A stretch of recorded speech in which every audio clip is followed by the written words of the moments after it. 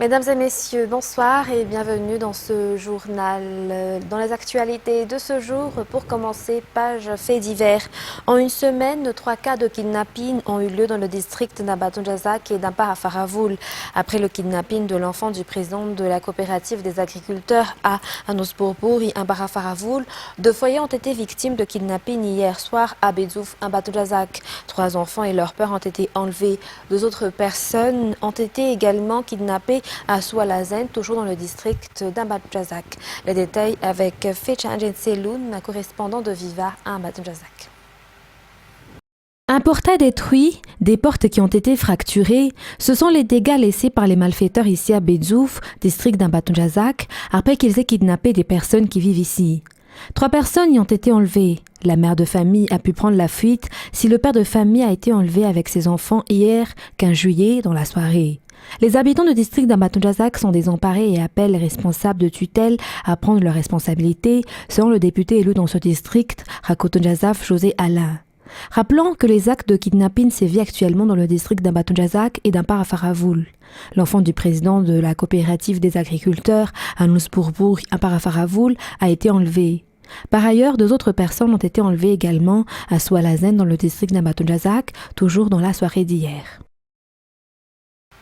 Dans les actualités économiques, environ 2600 habitants vont bénéficier d'électricité dans la commune d'Ansapanjan, dans le district d'Ambatoulamp, région Vaknakach, à travers le projet Café Lumière. Ce projet propose une électrification rurale innovante, autonome, durable et à moindre coût qui se compose d'une pico-centrale électrique hybride solaire. De plus, cette infrastructure qui a été inaugurée hier est source de nombreux avantages, notamment de l'emploi pour les jeunes, de la sécurité, mais surtout le développement de la commune, selon les explications rapportées par Aniena Martina et Secha Adjenab.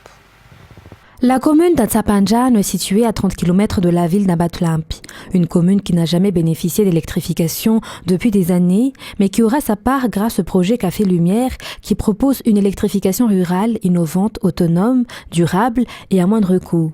Elle se compose d'une pico-centrale électrique hybride solaire. Plus de 2600 habitants pourront bénéficier de ce projet d'électrification de 24 kWh, d'un générateur diesel de 20 kVA et d'une boutique de services d'électricité comme la recharge de lampes, de téléphones, d'ordinateurs et de réfrigérateurs, entre autres. Un mini-réseau aérien parcourt le chef de commune, desservant plus d'une centaine de ménages, mais aussi des unités de production telles que des ateliers de décortiquerie, de menuiserie et artisanale, ainsi que les services collectifs comme les écoles, les CSB ou encore la mairie. Ce projet ne concerne pas seulement le chef-lieu de commune d'Ansapanjan, mais aussi les localités Efukuntan aux alentours qui bénéficient indirectement des services électriques proposés par la boutique Café Lumière. Avec l'appui de l'ADER, ou Agence de développement de l'électrification rurale, et de l'ESF, Électriciens sans frontières, sous le parrainage du ministère de l'Énergie et des Hydrocarbures, 6 cafés Lumière ont été construits à Madagascar et sont désormais opérationnels. Le site d'Ansapanjan a été inauguré hier en présence du ministère de l'Énergie et des Hydrocarbures, représenté par son secrétaire général, Tinalso Lorian Razanazatouv, ainsi que de représentants de l'ADER, de l'ESF, de l'ANCA, de la région, de district et de la commune. Madagascar fait partie des pays où il existe encore des apatrides actuellement. Le chemin est encore long pour Madagascar pour atteindre l'objectif international visant l'éradication de l'apatridie à l'horizon 2024 selon UNHCR, Organisation des Nations Unies sur l'immigration. Parmi les blocages pour la réalisation de cet objectif est la loi sur l'octroi de la nationalité malgache selon les explications d'un juriste. Toujours un reportage de Aniena Martina et Secha Adjenab. 626 personnes vivant à Madagascar n'ont encore aucune nationalité d'après le recensement RGPH effectué en 2018. Elles sont ce que l'on qualifie communément d'apatrides. Ce chiffre ne reflète pourtant pas la totalité des personnes apatrides dans toute la grande île, car la plupart d'entre eux n'osent pas s'exprimer, selon un juriste. Ces apatrides rencontrent diverses difficultés au quotidien. Ils ne peuvent pas participer au développement du pays, entre autres. Madagascar a déjà fait un grand pas dans la lutte pour la suppression de l'apatridie dans le pays en 2017 à travers la modification de la loi 038-2016 qui donne droit à une femme de léguer directement sa nationalité à son enfant sans condition. Néanmoins, Les lois malagasy montrent encore une forme de discrimination, raison pour laquelle le nombre des personnes apatrides augmente selon les explications. Depuis 2014 jusqu'en 2024, soit en 10 ans, l'Organisation des Nations Unies sur l'immigration a pour objectif d'éradiquer l'apatridie dans le monde entier. Madagascar est également concerné par cela et doit renforcer ses stratégies pour réaliser cet objectif. Rappelons que Madagascar a ratifié plusieurs lois relatives au droit à la nationalité de ses citoyens. La coopérative Vulamena Mines, regroupant les producteurs de vanille de Sava, propose de reprendre l'ancienne date pour le début de la campagne, c'est-à-dire au mois de juin, selon leur déclaration aujourd'hui. Parmi les sources des divergences actuelles, dans la région de Sava figure cette période de cueillette. De plus, ces producteurs ne sont pas encore satisfaits du prix du kilo de la vanille et demandent une collaboration directe avec l'extérieur. À noter que la coopérative Vulamena Mines participera au Salon international de Madagascar des acteurs économiques au mois d'octobre prochain. Reportage d'Anienne Martina et Sech Angenap. La coopérative Vulamena Mines, regroupant les planteurs de vanille dans la région Sava, est prête à collaborer avec l'État et le secteur privé afin de trouver des solutions pour les intérêts du secteur de la vanille dans le pays. En effet, il participe au Salon international de Madagascar des acteurs économiques, au CAE. Une foire qui regroupe les entrepreneurs et les opérateurs économiques dans le pays. La coopérative Vulamena Mines produit environ 1600 tonnes de vanille verte et 320 tonnes de vanille préparée chaque année.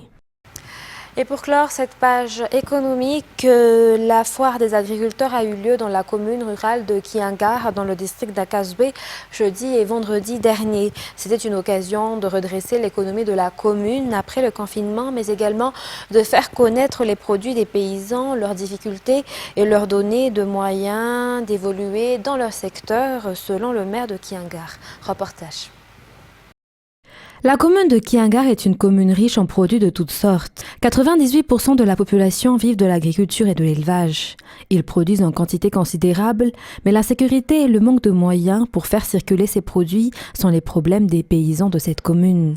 Raison pour laquelle la commune a tenu cette foire pour faire connaître les produits typiques de cette localité, mais aussi pour attirer l'attention des dirigeants dans l'espoir que ce dernier solutionne leurs problèmes.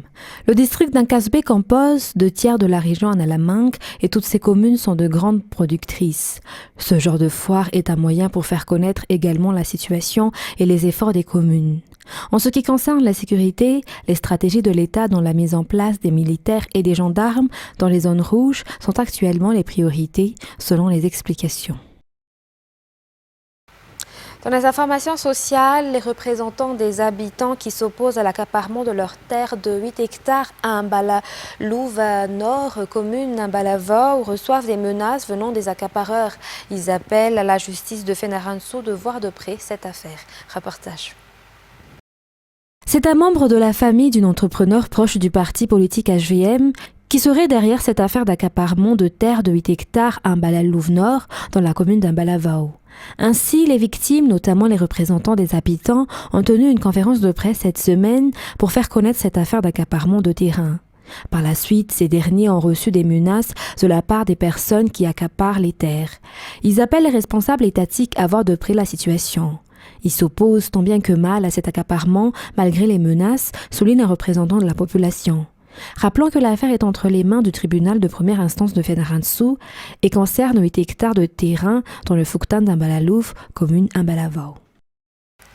Pour terminer, les actualités locales. Actuellement, le nombre de détenus dans le prison d'Antanmour s'élève à 4700 et 11% d'entre eux sont des femmes.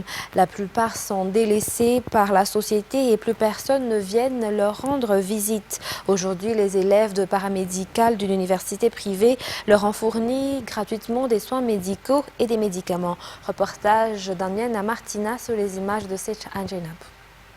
Ils n'ont plus de visiteurs et complètement délaissés par leur famille ou encore la société. Il y en a ceux qui sont vulnérables dans leur état de santé. Parmi ces 4700 détenus de la prison d'Antanmour, nombreux sont ceux qui sont dans cette situation.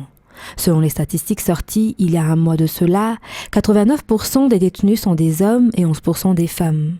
Il est important de voir le droit humain de ces personnes, une raison pour laquelle 27 élèves en paramédicaux dans cette université privée ont octroyé des soins médicaux et des médicaments aux détenus gratuitement. Ces élèves sont assistés par des médecins durant leur consultation. C'est une cotisation entre élèves et quelques appuis de l'école qui a permis d'effectuer cette action sociale aujourd'hui. Dans les actualités internationales de ce soir, l'armée israélienne a visé des positions de mouvements palestiniens d'un Hamas dans la bande de Gaza aujourd'hui en riposte au tir de 4 roquettes depuis ce territoire, a-t-elle indiqué dans un communiqué. France 24. Le bruit assourdissant d'une frappe israélienne. Dans la bande de Gaza, l'armée a mené tôt ce matin une série de raids aériens. Ils visaient différentes positions du Hamas en représailles à des tirs de roquettes. En réponse aux roquettes tirées de Gaza sur Israël ce soir, nous avons ciblé l'un des plus importants sites de production de roquettes du Hamas à Gaza. Cette frappe va considérablement entraver les capacités de renforcement des forces du Hamas. Nous continuerons à défendre les civils israéliens contre le terrorisme du Hamas. Si les frappes ont détruit plusieurs maisons, elles n'auraient fait aucune victime d'après un porte-parole du Hamas. Ces raids ont eu lieu en pleine tournée du président américain au Moyen-Orient. Joe Biden s'est rendu vendredi en Israël, mais aussi en Cisjordanie, où il a rencontré le président palestinien Mahmoud Abbas. Si le chef de la Maison-Blanche a défendu l'idée d'un État palestinien indépendant, il a affirmé que les conditions n'étaient pas réunies pour relancer le processus de paix israélo-palestinien. Washington avait offert 20 millions de dollars pour sa capture. Rafael Caro Quintero, un narcotrafiquant mexicain qui figure parmi les 10 fugitifs les plus recherchés par les États-Unis, a été arrêté hier au Mexique, a indiqué le ministère de la Marine. France 24 nous en dit plus. Sur ces images fournies par les autorités mexicaines, on voit un homme arrêté par des militaires dans le nord du pays. Une arrestation considérée comme une priorité. Rafael Caro Quintero figure parmi les 10 fugitifs les plus recherchés par les États-Unis depuis les années 80. Le ministère américain de la Justice se félicite de son arrestation et demande son extradition. Il n'y a nul endroit où se cacher pour ceux qui enlèvent, torturent ou assassinent des représentants des forces de l'ordre américaines. Rafael Caro Quintero est accusé de ces crimes contre un membre de l'agence antidrogue américaine. Le Mexicain est aussi l'un des membres fondateurs du premier grand cartel de la drogue, celui de Guadalajara. Arrêté une première fois en 1985, il est jugé et condamné au Mexique à 40 ans de prison. Seulement 28 ans après, il est libéré pour une question de vice de forme. La justice mexicaine avait ensuite à nouveau appelé à sa capture. Il conserve une position influente dans les cartels. Et pour terminer, alors que les violences font rage à Haïti, le Conseil de sécurité de l'ONU a adopté hier à l'unanimité une résolution visant à interdire le transfert d'armes légères aux gangs. Le texte prévoit également la possibilité de sanctionner leur chef. France 24. Le Conseil de sécurité de l'ONU se prononce d'une même voix sur la crise haïtienne. Le projet de résolution est adopté à l'unanimité. Ce texte demande aux États membres de l'ONU d'interdire le transfert d'armes légères aux gangs sévissant dans le pays. Il prévoit aussi la possibilité de sanctionner individuellement leurs chefs. La résolution reflète les principaux défis auxquels Haïti est confronté, notamment la nécessité de s'attaquer au trafic d'armes et aux flux financiers illicites. La Chine réclamait même l'imposition d'un embargo sur les armes face à l'ampleur de la crise. En une semaine, des fusillades entre bandes rivales ont fait près de 90 morts à Port-au-Prince. Des manifestants y ont fait éclater leur colère ce mercredi. Une violence exacerbée par l'inflation galopante et les carences de carburant qui font flamber les prix sur le marché noir. S'ils sont déterminés à augmenter les prix de l'essence, nous mettrons le feu au pays. La montée de l'insécurité, le cas de kidnapping répétés, la pénurie de carburant, ce sont les principales difficultés auxquelles nous faisons face actuellement dans le pays. Ces dernières semaines, les gangs ont amplifié leurs actions. En juin, ils ont enlevé 155 personnes contre 118 en mai. Ce chaos menace l'aide humanitaire cruciale pour les habitants. Près de la moitié des 11 millions d'Haïtiens souffrent déjà d'insécurité alimentaire. Mesdames et messieurs, c'est la fin de ce journal. Merci de nous avoir suivis jusqu'à son terme. Très bonne continuation et très bonne suite de programmes sur notre chaîne. Au revoir.